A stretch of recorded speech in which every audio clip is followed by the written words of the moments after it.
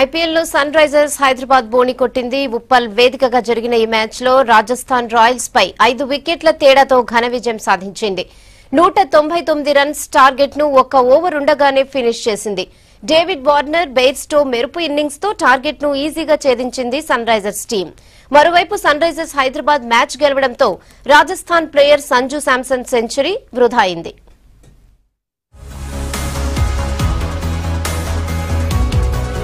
IPL season 12లో Sunrisers Hyderabad తొలి విజయాన్ని సాధించింది.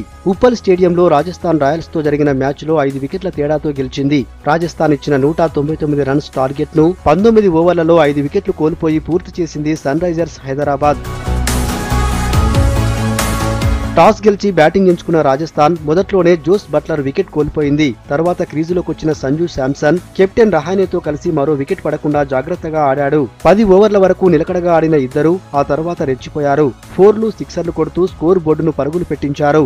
అయితే జట్టు స్కోరు 134 పరుగుల దగ్గర రహానే అవుట్ అయ్యాడు. 49 బాల్స్ లో 4 4లు, 3 6లతో 70 రన్స్ చేశాడు రహానే. రహానే అవుట్ అయిన తర్వాత సంజు శాంసన్ రెచ్చిపోయాడు. వరుస 4లు, 6లతో వీర విహారం చేశాడు. కేవలం 55 బంతుల్లోనే 10 4లు, 4 6లతో 102 రన్స్ చేసి నాటౌట్ గా నిలిచాడు. ఐపీఎల్ లో శాంసన్ కు ఇది రెండో సెంచరీ కాగా ఈ సీజన్ లో ఇది తొలి సెంచరీ. 20 ఓవర్లలో 2 వికెట్ల నష్టానికి 198 రన్స్ చేసి హైదరాబాద్ కు భారీ టార్గెట్ ఇచ్చింది రాజస్థాన్. హైదరాబాద్ బౌలర్లలో రషీద్ ఖాన్, నదీం చెరో వికెట్ తీసుకున్నారు.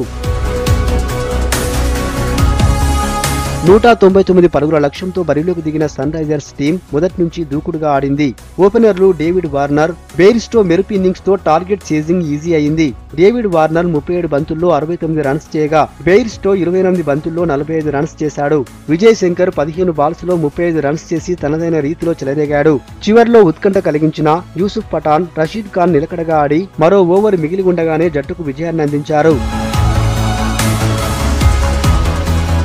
ఇక వికెట్ తో పాటు 15 రన్స్ చేసి జట్టు విజయంలో కీలక పాత్ర పోషించిన రషీద్ ఖాన్ కు man of the match award దక్కింది.